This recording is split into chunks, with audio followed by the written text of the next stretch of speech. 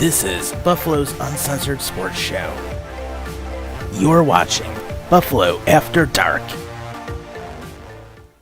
Welcome, Buffalo After Dark, everybody. It is Wednesday night, June 12th. We are live again. Hooray!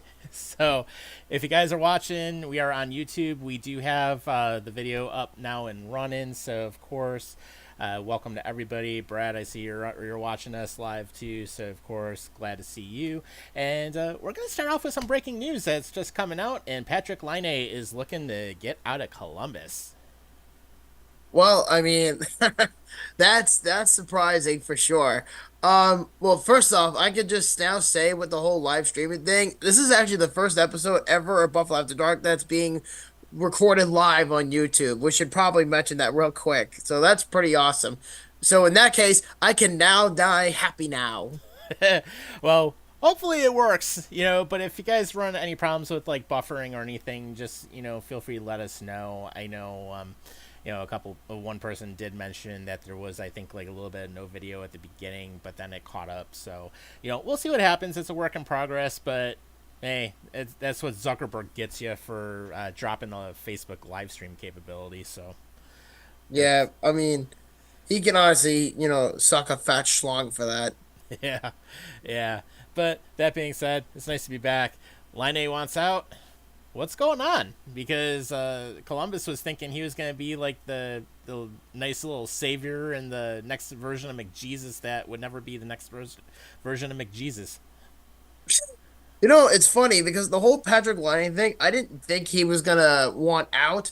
I mean, I know the Jackets have been bad for a while, and I know the setup was originally supposed to be Patrik Laine with Johnny Gaudreau, but I think just within the last couple of years the Blue Jackets have gone through, it's basically just been an incoherent mess. I mean, Johnny Hockey has not been anywhere near close to what he was like a year or two ago after he left Calgary. So for him to get that extension, and he's already almost down to 4 years already of his current deal, or 5 years, whatever the number is that he signed it for, and Patrik Laine is pissed off of all people. So it's like, I understand, you were traded for Pierre-Luc Dubois and all that, but it just really hasn't worked out in his favor, unfortunately. But I think for Patrik Laine, I think he's at the stage of his career where I think he deserves to say, I want to go there instead of, I don't want to be here. You know what I mean? Like, Columbus is in that stage where they're not going to be anywhere near good in the near future at all. So it's not even worth keeping the damn guy. Right. I mean, it's a damn shame, but what are you going to do? It's Columbus. So at that point, you'd have to think to yourself, what can we possibly get in return for him? You know what I mean? Like, it's one of those situations where they have to really, like, accommodate for it. So basically, the Blue Jackets are actively looking to give Patrik Laine a fresh start just after he requested a trade.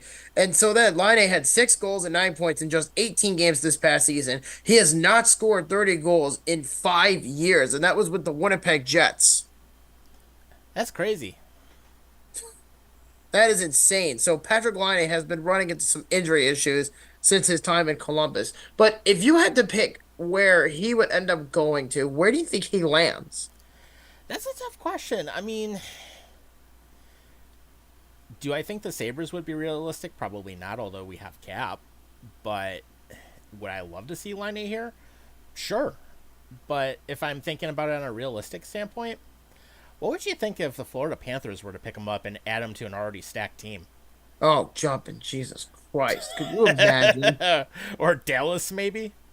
Basically, look, I don't hate the Florida Panthers. I want to go on record and saying that. I know they're in the same division with the Sabres, but I don't hate the team. I just think that if they were to get their hands on Patrik Laine, I mean, they can't do it right now because they're in the finals, but if they were to have somehow get Patrik Laine, I think that would just make them even stronger. But I think deep down, I think the Panthers have bigger plans after the Cup Finals, whether they win it or not. But I just feel like something is going to be coming out of all this when it's all said and done. I just feel that way with Florida. But if I had to pick a team that Patrik Laine was going to get traded to, I wouldn't be shocked if he was traded to the Vegas Golden Knights. Oh, man. I would not be shocked. Because Vegas has a lot of options within their current roster. They're over the cap. but they also have some players that need to come off of the injury reserve list. And Right. then on top of all that, they also have some pending UFAs, and they also have draft picks. So, for example, if Jonathan Marchessault were to leave the Golden Knights, and I know he's one of the original, misfits from that expansion team that went to the finals in 2018. Hmm. He's a fan favorite. He won a Stanley Cup, won a Conn Smythe, and all that. He'll be forever, immortalized in Vegas. But if you take him out of the equation and you want to get younger, the cap space is right there. Same with if Noah Hannafin were to be a UFA and he doesn't sign his extension with Vegas. The same thing could apply there. So Vegas technically, I know they're over the cap, but they can make it work, and they have for the last several years. So it wouldn't excuse the fact that Patrik Laine could immediately be a great fit for the Knights. True. And honestly, it wouldn't be a bad setup because think about it. You're already going to a powerhouse Western Conference team. Vegas does have room that they can work with. And plus, you have to figure with the way they've been able to work the cap, the way they have their farm system, there's players they can easily move and they would still get a good return for it. And Line would complement that line very easily. I mean, everyone that they have. Think about it this way Line and Eichel or Stone or any of those other players that they've got out there, that's No, not a bad setup for him to go to. no, it's not. But if you also look at the projection cap, and by the way, we need to talk about that because there's actually something that happened this week that we're going to get into about the cap. Yep, But if you look at the definitely. current cap hit, Vegas's cap hit is right now $85.88 million dollars. So they're $86 million dollars of the cap. And the cap, speaking of which, just went up by $400,000. So Vegas technically has $3 million coming up in free agency, but the projected cap is 2.2, I'm sorry, is $2.12 million. So 2.12 million in the projected cap, but their current cap is the same number at 2.12 million.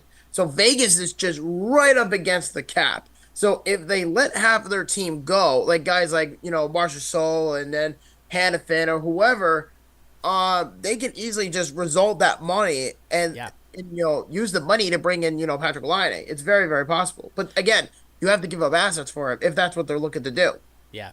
Be very interesting to see how that whole situation works out. And of course, since we're actually live, if you want to call in, join us on the chat. We have the YouTube chat going. We also have, of course, Zoom. If you want to give us a shout, 929-205-6099. Feel free to join us on air since we actually have a freaking live stream for the first time in about 2 months. So it's actually not a bad thing. But let's jump right into the Stanley Cup Finals because that's one of the big things that is currently happening. And who would have thought when Edmonton ended up playing the Panthers the other night that through two periods, Edmonton would only have 7 shots on goal? And you know what's even more embarrassing is how the fact that Connor McDavid and Leon Draisaitl, neither one of them have a single point in the series. How is that possible? You know why? Because again, go back to last week's episode. I said it to your face. I said the only fucking reason that Edmonton's in the Stanley Cup is because of McDavid and Draisaitl.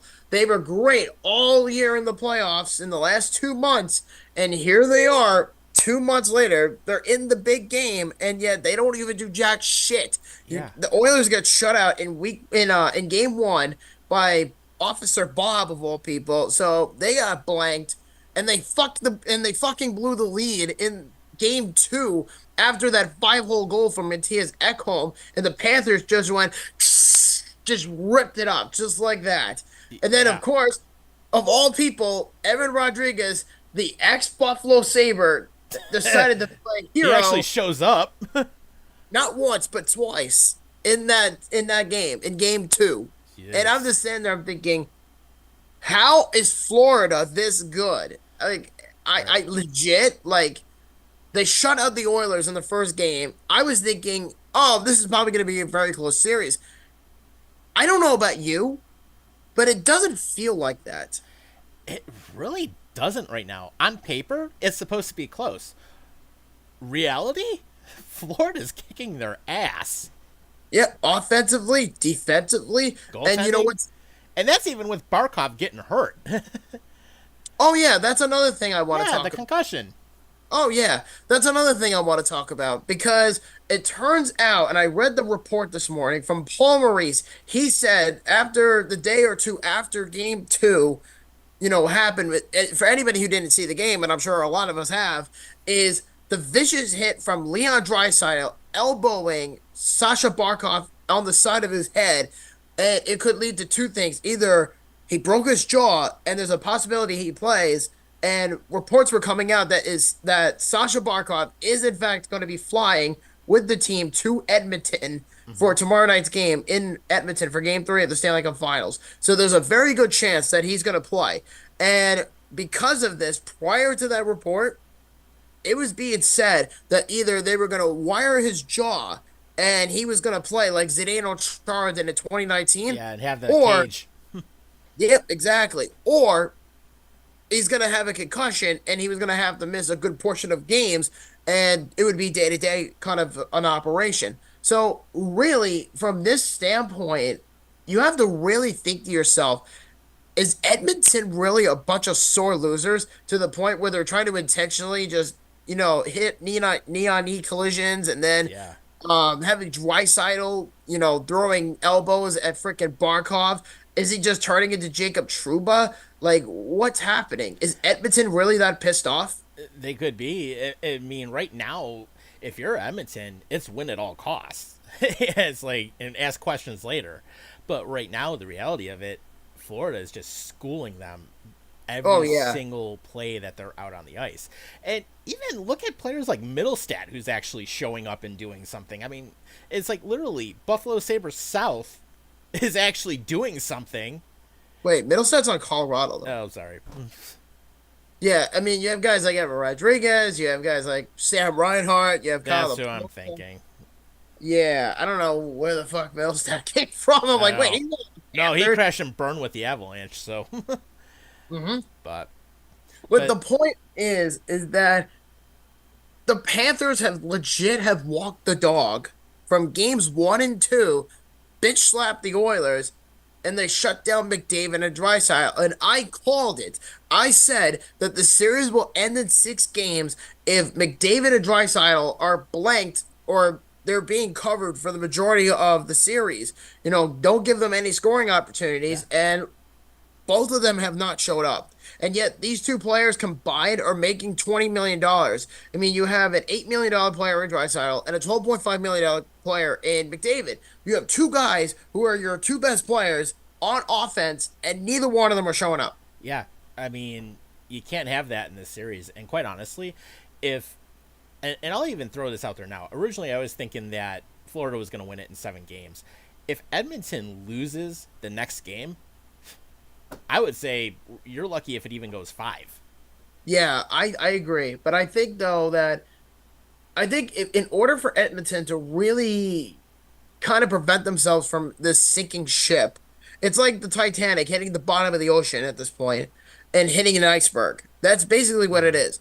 So in this scenario, I agree with you that it could end up going 5 games with this series, but I'm not entirely counting out the Oilers because home ice advantage could be a huge factor for Edmonton. Because Right. I remember this happened in 2006 when they were playing the Carolina Hurricanes. They were down 2-0 in the series, and then they won game three, and then they lost game four, and then they won two more after that, and then they lost in seven. So anything is very much possible. So honestly, I don't know how this is gonna go, but I agree with you. I think that it could very well end in 5 games, but I still predict that it's gonna go six. I mean, I think Edmonton would win game three and then maybe game five. That's minimum what I think. Right. Well, we'll see what happens. I mean, we still got some hockey action coming up, and then actually we're not too far from the draft. But here's another little aspect that came up this week, and Jake Guentzel might now be available to get traded. It's so funny how this is completely 180 on the Canes because the whole idea to get Guentzel was to go all in, and yet they don't Yep. even bother to show up for it, especially in the playoffs. So basically, Elliot Freeman came out with a statement that said something like, "It sounds like he's available for a mid-round pick," according to Elliot Freeman on the Morning 32 Thoughts podcast.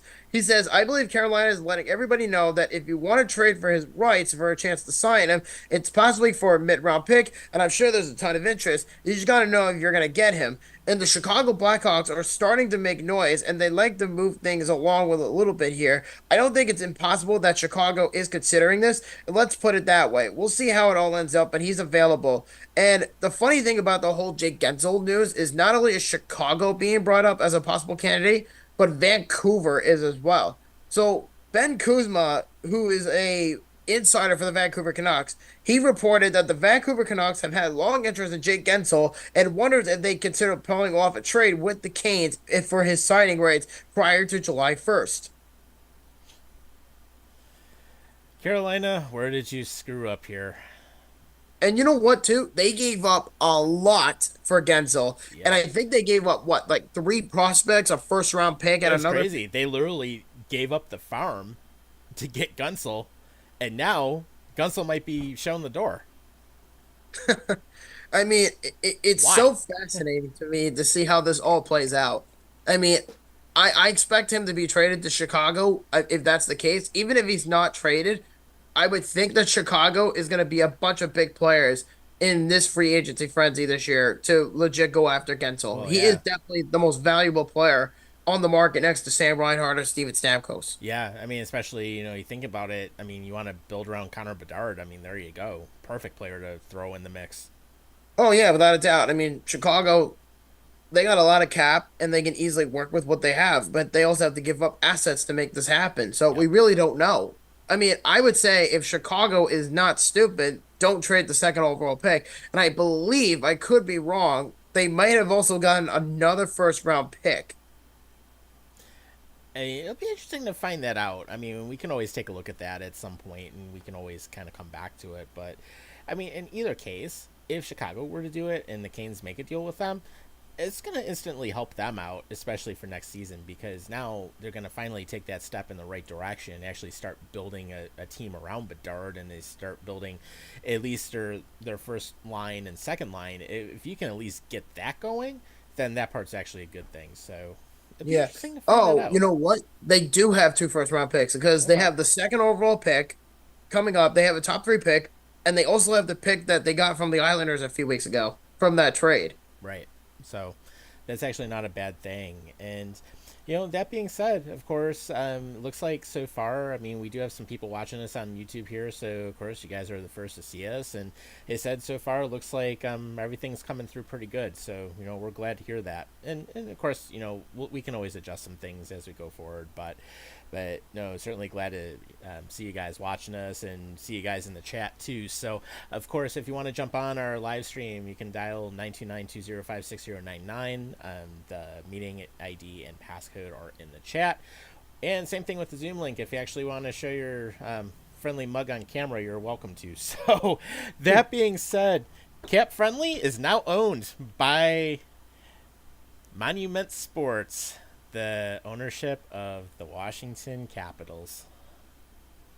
A lot of people are beyond angry about how this played out. I mean, it's so like out of left field with how this played out. I totally didn't understand why this even went through in the first place. Like, I I didn't have even think there was any deal like that was going to be coming up. I didn't either, to be completely honest.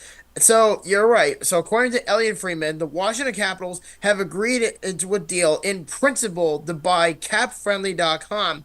The deal will give the team full access to the website's infrastructure and data, and the site will go down once the sale closes, which will not happen until at least July 5th. And any team that used their APIs or had access will have it revoked, and the lone remaining public salary cap site will now be Hawkpedia.com. So neither the team nor Cat Friendly representatives would make any comments about this. So let me ask you this, Caps. Why did you make the deal? Why did you purchase Cat It Friendly? makes no sense. Yeah, so many people that are casual hockey fans, like myself and yourself, that are like fanatics of the sport. Cap Friendly to me was the best website to use for analytical data or money data, anything that you wanted to know. And Puckpedia is underrated, but if you want to look up that information about, you know how I just looked up the whole Vegas Yeah. Golden Knights salary cap thing, I had to use Puckpedia because I'm too ashamed to use Cap Friendly at this point because it's like you have like at least another 4 weeks or 3 weeks, whatever the number is, and Yeah. then And then what's once the July draft 5th gonna be done? happens, yeah, once the draft happens, it's done. Yeah, it's gonna literally like black out, and it won't even be a thing anymore. So people are angry about the Caps, buying the damn company. So it's like, why did you sell the company, knowing full well that so many people were invested into it?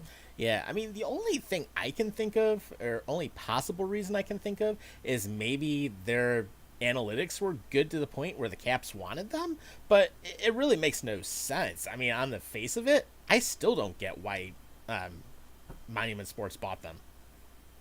It really doesn't make any sense. And I'm beyond pissed off about it. But then again, what are you going to do about it? I mean, Puckpedia at least is a thing where people can at least go there and say, well, at least now we have Puckpedia to go to. And I actually added it onto my home screen on my phone. Like I said, I had kept friendly, but I deleted it because I'm expecting it to go black and it won't Mm-hmm. be in use anymore. Right. So Puckpedia is going to have to be the number one site now for hockey, data information. Yeah, and there's been times, especially usually our last show of the season is the NHL draft, and we've used that on there plenty of times. Oh yeah, and then usually our infamous July 1st video, which is the first day of free agency, we use that a lot. But now we're gonna have to do it for Puckpedia, and Yeah. that's kind of upsetting. I also use Twitter a lot, so that also gives me some sort of leverage to kind of say, "Hey, look who made this trade," or "Hey, I don't know, I'm not too thrilled about the purchase from the Caps, but there has to be a reason behind why they did it." Yeah, same here. So we'll see what happens with it. I mean, who knows? Maybe something interesting can come out of it, and maybe maybe the platform will survive. I don't know, but only time will tell. But we've got I don't know about 6 minutes left in the first part of the show, so let's jump right into the NHL draft. And one of the big things that's coming out with the upcoming CBA is the potential that they that players only want 4 rounds in the draft.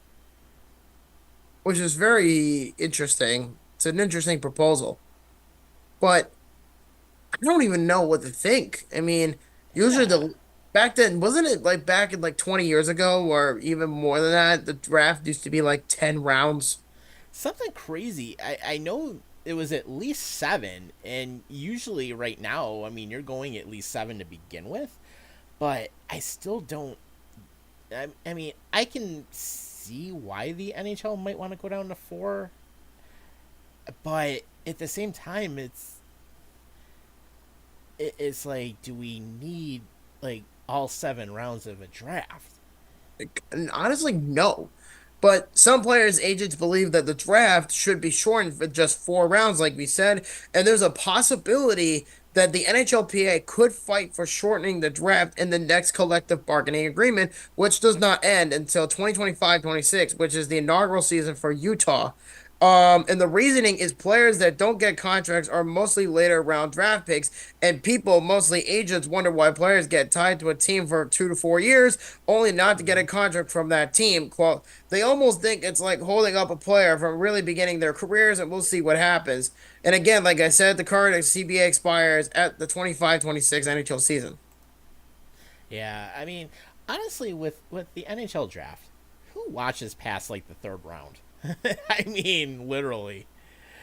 Right. I mean, a lot of times, like anytime I watch a draft, 1st round I always watch. 2nd round, okay, that's one thing. 3rd round, half the time I don't give a crap about, unless there's someone I'm really actually following. 4th round, whatever. 5th round, whatever. 6th round, whatever. 7th round is like, just end it already. But it kind of has a point because, again, you're talking about rounds 5 through 7. Players are not guaranteed contracts. Like, there are gems that have been drafted in the past. Mm-hmm. Like, guys like Joe Pavelski, I believe, was one. He was a later round draft pick. Yeah. Um, some guys, like I said, are in the Hall of Fame that were later round draft picks. I understand that.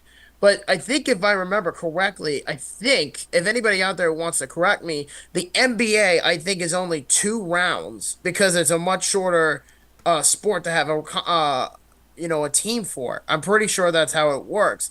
But again, if I agree with them doing it with less, rounds instead of Hmm. 7, it should be 4 Yeah. because players are not guaranteed contract, which brings up a good point. Yeah, and your point about the NBA draft, you are correct. There's only 2 rounds, and both rounds have 30 picks. So basically, you get 1 pick per round, and sometimes you may have an additional pick because, of course, you can trade draft picks for cash or for other picks. But the first 14 picks are determined by the NBA draft lotteries. So, I mean, the NBA doesn't mess around; they just get it done, basically, which is not a bad thing. But you know, if the NHL wanted to go down to 4, I honestly wouldn't have a problem with it. I wouldn't either. And considering the fact that the NBA does it in a rapid pace, people can watch both rounds without having to worry about it. It's like, okay, cool. Hmm. But in this case, you're talking about 2 full days. That's the way it should be. Like the NFL is first round, everybody watches it. Everyone watches, mostly the second and third round, but nobody really gives a shit by rounds 4 through 7 because it goes on all fucking day. And nobody really seems to just bat an eye about it, but they'll get like information or notifications and they're saying, "Oh, cool. The Browns drafted a lineman from some shithole that nobody Hmm. really, heard of," or, "Oh, look, the Saints drafted some fifth round punter," things like that. Like nobody gives 2 fucks if you do that. But in the NHL, if you were to do that, then it would make the time fly pretty quickly if you were to do that. It also, to me, makes it interesting for trades because Hmm. usually trades don't happen in the later rounds anymore. Right, right. We've seen it go away from that, and that's not just the NHL draft. I mean, we've seen that in some other drafts too. I mean, the NFL draft usually it's the early rounds where you're going to see more of that. Yeah, and speaking of trades, apparently there's been a lot of chatter across the league with teams making deals. Like the Devils are the front runners supposedly Hmm. for Jacob Markstrom, and the Buffalo Sabres apparently, and I'm sure you've heard, is that they're talking to the Flyers about making a deal.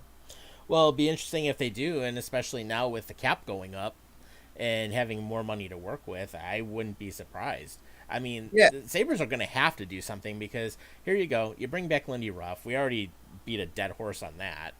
And then the fact that they kept a lot of the same coaching staff, we already beat a dead horse on that, although we do like that Seth Appert got moved up. But Sabres, you got to do something to start getting the fans back. right. And a nostalgia hire is not the only way to do it. And because the cap went from 83.5 million to 88 million dollars, which is nearly a $5 million jump from the last Mm-hmm. couple of years, the Sabres need to do something because now I think if I remember reading the projected contract, the Sabres have $20 million to play with, or maybe $24 million to play with in cap. So it immediately makes me think, well, the Buffalo Sabres have the 11th overall pick ready to go for trade. And Elliot Freeman actually made a comment about this. And he said, I think they are really interested in another top 6 forward. That's what I think. And they are looking for. And if they can find one, they will do it. And that's what a couple of teams have told Freeman on the 32 Thoughts podcast, which is extremely ironic because, again, going back to my comment about the Flyers, um, it has been believed by that the Sabres and the Flyers are in deep discussions during the trade deadline, but never really materialized, except for the Eric Johnson trade, Mm-hmm. which, ironic enough, I was in Miami when that trade was happening. Right. And um, it is being now believed in the past that the Sabres had interest in Scott Lawton, but no longer do they not have any interest in him. And so they're out of the picture with Scott Lawton. So he's probably going to go someplace else. Um, they're no longer interested in Lawton. What they are interested is they're actually interested in some of their players that are under the age of 25. So guys like Noah Cates, Joel Farabee, and Travis Konecny are all being linked to the Sabres. Among the Interesting. three, I would say Farabee and Konecny are most likely on the radar. Yeah, I was gonna say Kaneki would definitely be on the radar as far as I'm concerned. I mean, he definitely has the tools available to actually come in and make an impact, and I wouldn't mind seeing him. I would too, but again, it depends on what you give up. We talked about this last week with the whole Hmm. Martin Netches thing. Right. Is like, what exactly are you going to give up for him? Because they're not very keen on trading him unless they get a deal that's going to blow them out of the water. Same with the Flyers. It's like, yeah, Philly is lacking prospects. That's something they desperately need. And the Sabres have a crap ton of prospects. And again, and I mentioned it too, is half of the league would kill to have what Buffalo has. So for the Sabres, they have to give up what kind of prospect exactly would you give up in a trade for some of those guys like Konecny or Hmm. Cates or Farabee or anybody else for that matter. It's just I don't know. It's just a very obsolete subject because it's now been discussed now for over a year for what the Sabres need to do, and they just don't do anything with it. Yeah, and that's the problem. They just haven't in the past. But but then again, now that we're getting closer to the draft, I mean, we have capital to work with. We have picks we can work with. It'd be interesting to see what we can do. And right now, at least, surprisingly, the Mets are actually not doing Mets things. No, they're playing the Marlins. They're up 5-2 midway through the game, so That that's not figures. that surprising. Yeah, that figures. Well, I will say we did have our first little hiccup on the live stream. Our graphics froze, but at least we're still live, so at least the live stream itself is still good. so, Yeah. so if you guys are wondering why it still says Washington Capitals announced the acquisition of CapFriendly on the screen, that's just because the lower thirds froze, and I don't feel like shutting down the stream and restarting the stream. So we're just gonna plow Yeah, forward. exactly. you know, it Yep, is the what show it must is. go on. Yep, for sure. But what we'll do normally we would throw in our plug for Justition, but you guys have seen it on our other shows. So of course, if you want to jump in and buy anything from Justition, just use the code WUJEK20 and basically there or actually no, it's just use the code WUJEK. You'll get your percentage off. And you'll help out a good local business that's putting out some cool stuff. So, that being said, let's jump into the second half of Buffalo After Dark. If you want to give us a call, 929-205-6099, or join us on the YouTube chat. We are not live on Facebook anymore. YouTube is where we're at because, thank you, Zuckerberg. You screwed up everything for everybody, and including every single other podcaster known to mankind. But that being said, the Madden 2025 cover, Christian McCaffrey gets the honors this year. Congratulations, Mr. McCaffrey. You just better hope you don't get injured. True story. Don't blow a knee out or something crazy. Josh Allen was incredibly lucky he did not get injured last year. Yeah, true story. I mean, he did fine last year. It's just we all know how the ending went. But I think for McCaffrey, Hmm. I think it's surprising only because I don't think anybody was picking him to be the cover athlete for Madden 25 or because I was under the impression that it was either going to be CJ Stroud or it was going to be another player. A lot of people said it was going to be Joe Burrow, but that's not the case. Yeah, and but that being said, hey McCaffrey, good luck to you. I mean, you've got a good team. Just please don't blow a knee out or anything because you guys need that to get back in the playoffs again this coming season. Yeah, for sure. You desperately need it. But the other thing too, I mean, did you see the comments that Stefon Diggs made? Yeah, he's having a bitch fit. Of course he is. And Albert Breer was the first one to report about this. So Stefon Diggs had his first press conference last week with the Houston Texans since being traded from the Bills back in April. And he honestly believes that the Vikings purposely sent him to the Bills with bad intentions to have his career rot. And he said, quote, because at that point, when I left Minnesota, I was a good player, but I wanted more for myself. I felt like I was better than that I couldn't be better than that. And up to a point where I was like, shoot, I'm going to bet on myself. And they sent me to Buffalo. I don't know if they sent me to Buffalo with the kindest intent, but all's well and that ends well. Are you Yep. serious? Yeah, really. Hold on, I'm gonna jump on here and mute myself for a moment. Hopefully, this doesn't take long. Well, And if anyone's watching live for the first time, it's wifey. well, hurry the fuck up. We're on live air. And anyway, so seriously, Stefon Diggs is making a comment which is extremely ironic about his time in Minnesota. It's like, what the fuck do you expect him to do? You know what I mean? It's like you throw a bitch fit to get out of Minnesota. You say, I want the ball more. You go to Buffalo and you made the playoffs all 4 years that you were there. And then on top of all that, bad attention happened between him and Josh Allen, and it has completely wiped out the floor. And they blew the whole ordeal out of proportion. And then he gets traded to the Texans for a second round pick. And the guy just legit just says, "Oh, I'm so happy in Houston." And yet he throws a bitch fit about why he thought that Stefon Diggs was getting traded out of Minnesota to Buffalo because of bad intentions. Dude, you did that yourself. If anything, the fucking guy literally threw a bitch fit. "Oh, I want the ball. I want this. I want that." It's just bombarding and pathetic to think that Stefon Diggs, one of the best receivers in football, has every intention to basically say, "Oh, I want to be traded. I want to be on a real contender." You blew it up in your own face. You said, "Give me the ball in the playoffs against the Chiefs." You couldn't cash it, and people just shunned you from Buffalo to begin with. You go to Houston and you say, "Yippee-ki-yay," and, kumbaya. And then all of a sudden you go to Houston and you say, "Oh, I'm happy on this new team I'm on." That is It's a fucking nuts. joke. Yeah, it is Oh God. crazy. It's fucking pathetic. It really is. Like, how do you feel about though that about the whole ordeal, Tom? How do you feel about it? It's insane. I mean, here we are with the whole thing with Diggs. He obviously wore out his welcome in Minnesota. He wore out his welcome here. Now he's given the fit in Houston. It's like, just shut the hell up and catch a ball and do what you're supposed to do as a wide receiver.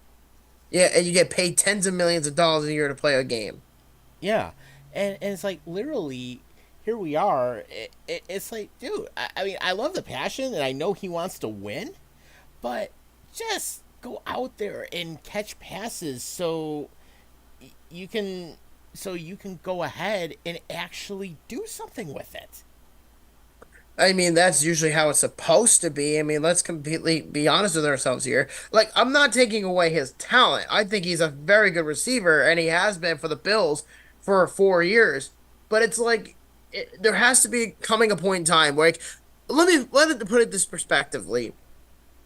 When the Bills traded Diggs, I was very sure he was going to be on the team next year.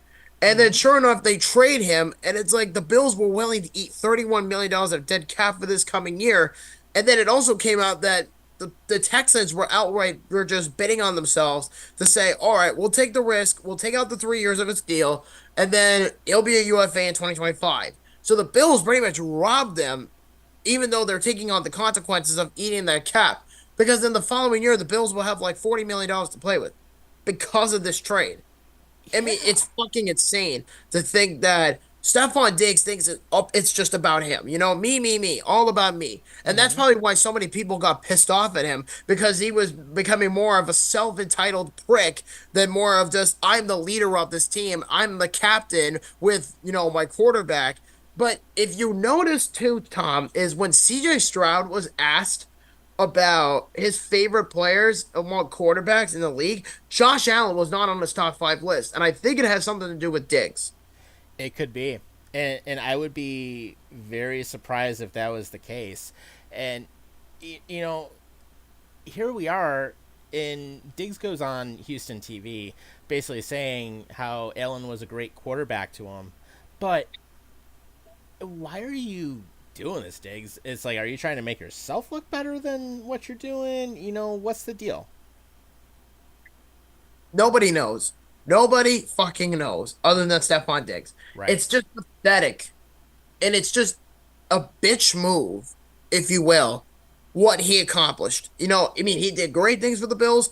I understand he wanted to win a Super Bowl Mm-hmm. with the Bills, but he also had his feud with Josh Allen. He had his feud with Ken Dorsey. He got the fucker fired, okay? Right. How much more do you want from him? You know what I'm saying? Like, how much more can you take out of him? Because then, if you remember, Bills fans had to constantly defend him within everything that he was ever able to do.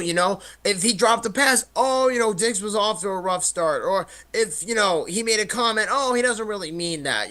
Now that he's off the team, people are very strongly opinionated about him. Right. Lord knows.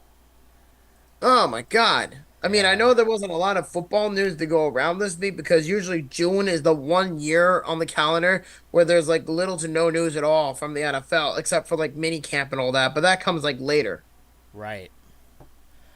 you know, it's crazy. But it'll be interesting in Houston to say the least because I mean he is going to have Nico Collins down there to as the other wide receiver. So I mean it'll be interesting to see how they split time. But Diggs, just go out there and do what you're paid for, and stop Like the just drama. just shut the hell up and just play football. Exactly. That's how I look at it. Exactly. But we got we got two last things we're going to talk to and talk to you about, and then we'll wrap up. And Vladimir Guerrero Jr. is going to be having some changes coming about. Oh man, I read this on Monday. I'm just like, really? Is this really what the Blue Jays are gonna do now? So for those of you who want context, Bob Nightingale on MLB.com, or is it insider for the MLB? He was saying that the not Chicago Bears, the Chicago Cubs have had quote privately discussed the possibility of attempting a trade for Blue Jays super slugger Vladimir Guerrero Jr. Yikes. Yeah, yikes is right. Like I know the Blue Jays, they were not on their best behavior this year because they were such a disaster. I Mm-hmm. saw the Jays play in April in the Bronx, and they looked okay to me, but that was like in April. Like it's June. Yeah. Like I'm like, how much more ass can you get? And oh my God, the Mets just scored a solo home run thanks to Starling Marte. Wow, they actually did something. Yep, and it is 6-4 Mets in the bottom of the fifth with two outs. Oh my God. Wow. And to think that they just came back from playing in London over the seas against the Phillies not too long ago. Like, Yeah. holy fuck, dude. Wow. Yeah. So, how do you feel about that with Vladimir Guerrero Jr. possibly on his way out? Uh, well, all I can say is good luck because losing Vlad Guerrero Jr. that's a big loss. I mean, this is one of the biggest faces in all the baseball that we're talking here about.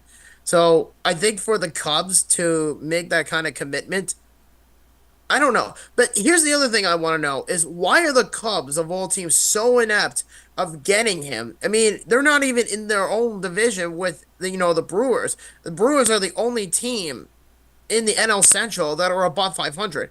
Everyone else is below 500. You have the Pirates at 32 and 34, the Cubs at 32 and 35, the Reds 32 and 35, the Cardinals, the worst team in that division, 31 and 34. So Milwaukee is the only team in the NL Central that's above 500. Everyone else is just below that. Mm-hmm. So my question is that why are the Cubs so destined to get Vladimir Guerrero Jr.? I have heard news about Pete Alonso being brought up, and I'm just saying to myself, well, if Petey ends up going out of Citi Field or he leaves Queens to go someplace else, the Cubs are probably going to be his best bet because that's the kind of money that they are playing with here. Because I have heard recently that he rejected a 7-year deal worth $58 million. So, and if that's true, then you know, Petey is a UFA this year, and I don't think that the Mets want to give up on him for nothing. Yeah, and especially if you're losing something for Guerrero, and you don't get anything back. Yikes. Yeah, and you know what? Here's the worst part about all this. They're legitimately the second to last team in the AL East. The Yankees are at above 500, and they're on a three-game win streak at 48-21. The Orioles are 44-22, and they're above 500 on a five-game win streak. Then you have teams like the Red Sox, the Blue Jays, and the Rays. The Rays are ass. The Blue Jays are ass. The Red Sox are ass. So really, the only two teams in that division are that are staggering this year are the Yankees and the Orioles. Everyone else is just ass. Now it all makes sense why the Blue Jays are so destined to trade him. Yeah. I will say, if Vlad Guerrero Jr. ends up actually going to the Windy City, I wouldn't be surprised if the merchandise pricing goes through the roof because the Cubs are literally going to be one of those teams that's going to have one of the best players in baseball. And it's just like, you bring him in and it's just like, wow, look at all the merchandise and tickets you're selling because people are paying to see Vlad Guerrero. They're not there to see a mediocre baseball team. Crazy. Yeah. And he's not the only Blue Jay that is on the trade market, supposedly, because Kayvon Biggio, Vladimir Guerrero Jr.'s teammate, who was just DFA'd last week by the Blue Jays from Jeff Passan, he said the Dodgers are trading for Kayvon Biggio. Mm-hmm. Oh my fucking Lord. How much Yeah, more can the Dodgers get? I know. They're stacked already. And then adding Biggio? Oh my God. Oh my God. Oh man. Just think Like about it how do this they way. have Yeah, how do they have the money? I know. I How know. are they making this work? Luxury tax. Oh my But even God. then, they're gonna crush the National League. So They probably will. I wouldn't be surprised. I mean, they're probably the best team in the National League. I mean, Cleveland is up there. The Guardians are not that far behind from them, but mm-hmm. still, I mean, for the fact that the Dodgers need more offensive firepower just further shows that they're destined to win the World Series this year. Right. Good God, man. I mean, it's fucking the Blue Jays. I understand are having a down year, but you're trading everybody from left and right. First, you trade away Biggio. You're probably going to trade George Springer. I wouldn't be surprised. And then Vlad Guerrero Jr. possibly on the trade market. I would be shocked if Bo Bichette actually gets traded because Bo Bichette is probably the second best player on the Blue Jays right now. Right. And it's not gonna bode well for the Blue Jays long term. You know, No, it no. really won't. Oh my God. And Don Mattingly might get fired. So, as manager, I mean, we really don't know what's going to happen with the Jays, but Jesus Christ, that season went south. Yeah, This it season did. went south for Toronto. It It's like, seriously holy did. Christ, dude. I know. Anyways, that being said, let's talk about our last thing tonight. Bryce Harper is proposing a pause for the 2028 Olympics. Yes. So apparently there's a report coming out once again from Bob Nightingale. He said that Bryce Harper, the current outfielder for the Philadelphia Phillies, or yeah, he's the current outfielder for the Phillies, is talking to the Major League Baseball about the potential of pausing the 2028 season for players to participate in the Olympics. And he said, quote, I talked to numerous people with the MLB about it. Harper said, I would love to be a part of that. And we have the WBC, the World Baseball Championship, but it's not the same. It's really not. And the Olympics is something that you dream about playing it. And some MLB owners are, in quote, increasingly supportive of having the MLB and their major leaguers play in the 2028 Olympics, which will take place in Los Angeles. Interesting. So my question is that are you just gonna stop playing in the middle of the year? Because that's a big, big ask to basically say, hey, Mr. Manfred, is it possible that we could play, over in Cali to play in the Olympics? Is that a Mm-hmm. possibility? Because if you were to think of playing baseball to represent the United States, I think it's great. But you also have to take into consideration that you would have to get every other country that's potentially involved in the Olympics. I think I would have to think this is the Summer Olympics. Um, it's very interesting to me that they're even asking to do this. And I mean, it's great to represent your country, but I'm pretty sure if it was like NHL standards where every 4 years you would have the Olympics and then you have players being chosen to represent their countries to represent for the gold medal. So I think that's what they're trying to do here is they're trying to pause the season in the middle of the season. I guess to basically, um replace the All-Star game for that 1 year and then play, in LA to represent the United States in the Olympics. It'll be interesting to find out. I mean, would the pause necessarily be a bad thing? No, it wouldn't. But at the same time, you know, let them play. Right. But the only problem I have with this is that how are you going to get back to form after the Olympics? And what if there's a serious injury that takes place? You know what I mean? Right. Because that's the last thing I think anybody wants to deal with right now is they want to deal with problems to the point where somebody on their like a star player gets injured, like if Bryce Harper, God forbid, plays. But at this point, it wouldn't even really matter because by that point, Bryce Harper will be out of his prime. You know what I mean? Like he'll Mm-hmm. be in his late 30s by the time he starts playing in the Olympics, and plus he'll still be with that contract with the Phillies. So, in all honesty, I'm not really sure how this is going to work in his favor. So, I guess we'll see. I mean, I'm not counting on it as far as saying, "Oh, this is definitely going to happen." Right. I mean, the NHL did a great job pulling this off because I think they had the four nationals race thing that's going on next season, where I think Canada, Finland, Sweden, and the U.S. are all competing against each other in like a regular mini series in Montreal, and then the gold medal, I guess, is being played in Boston, and that's apparently what the schedule is. Is have the season being played in mid-February, and then in the end of February in like the 20s to race the gold medal in the four nationals title thing or whatever that is. But I don't know. I think for baseball to pull this off, I think is going to be huge for revenue. But I Mm-hmm. guess we'll see from where it ends, because there's a Right. lot of stuff that's coming out. Yeah, for sure. For sure. So, altogether, I was going to say, we've kind of covered everything tonight. Were there any last minute things you want to throw in, or you want to call it a wrap and end the show about 9 minutes early? Well, I did say to you last week was I kept the trailer for the Road to 32 episode for the Mm-hmm. Seahawks under wraps, and then I published it. The same thing again, but I didn't do it the same route. Is if you haven't seen it, I have the Road to 32 trailer for the Philadelphia Phillies, and that's the trip that's going to be coming up in under a month. So that's going to be pretty exciting to Yep. go down Broad Street and then see the Phillies play the Guardians. So if any of you out there that is interested in entering a sweepstakes for the Phillies game that will be taking place and meet us in Philadelphia, we still have the tickets if you're interested. And to give you an idea exactly where the tickets are, I have them right here on my phone, thankfully. Mm-hmm. Um, to give you an idea, it's two tickets. They are going to be in section 316 in row three, and they are two seats together. Mm-hmm. Which will be sweet. Yeah, so if anybody wants to do that, if anybody wants to enter the contest, announce the winner on July 1st. What do you guys say?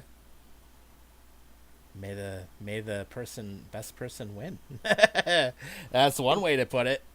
Yeah, it's very, very possible. I mean, again, we have two sets of Phillies tickets for July 27th, which is the day of the game we're going to Philadelphia.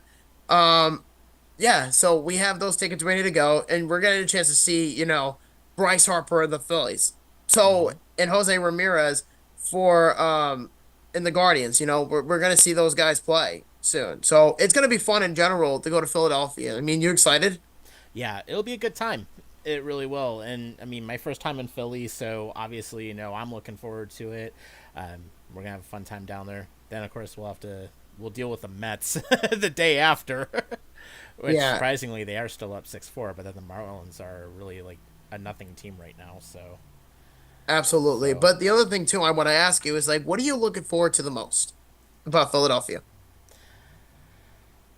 I think just the fact that it's a different place and that, yeah, for sure. So it'll be a fun time.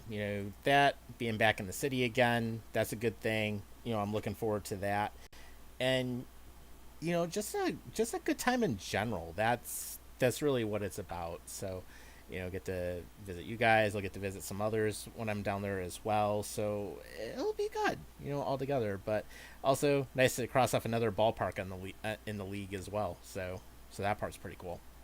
Yep. So right now I have three MLB ballparks on my lifetime list. I have Citi Field, home of the Mets. Mm-hmm. I have Yankee Stadium, obviously home of the Yankees. And I have the Rogers Center, the first retractable roof stadium in the modern era in Major League Baseball, home of the Toronto Blue Jays. And There you then go. later this year, Citizens Bank Park, home of the Philadelphia Phillies in July. So that will be four ballparks. That will Mm-hmm. be in my lifetime count. Yeah, and that's pretty sweet. Gets Yeah, you and gets you a bunch of different places. don't forget, bring your glove when we go to Philly. Right. Don't forget your glove. You're Which gonna need which it. the good thing is I still have, of course, the ball from last year. So Then chances are that you'll probably end up catching another one in Philadelphia. mm-hmm. Yeah, we'll see what happens. But Absolutely. So with that being said, I think that's about it. Yeah, well, I'll say, of course, happy birthday to the Steamroller. I know that was yesterday. We had him on at the beginning of the season, so, if we can get him back on, that'll be awesome at some point. You're always welcome, Matt. Yep. And really, besides that, I think, what? Let's call it a night. So, Yep. for everyone that joined us on the live stream, of course, we appreciate it. Just a quick thing. It's basically Brad, who follows us from Kentucky, and he said Diggs has passion, but it's all about him. Give him the ball.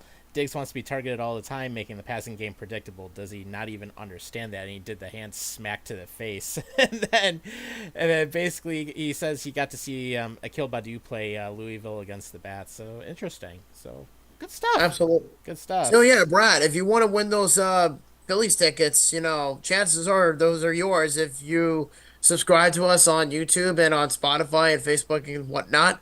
So anybody else who's watching as well, tickets are going to be available till July 1st, which is our final show of season 4. So we will announce that during the frenzy. Right. So there we go. So it's another week. It's great. It's nice to be back on live. I will say that. You I know. know it feels like forever. Yeah, it does. We'll figure out the graphics freezing, but other than that, we just want to say thanks for joining us. We appreciate it, and of course, as usual, take care of yourselves and each other. We will see you next time. Peace.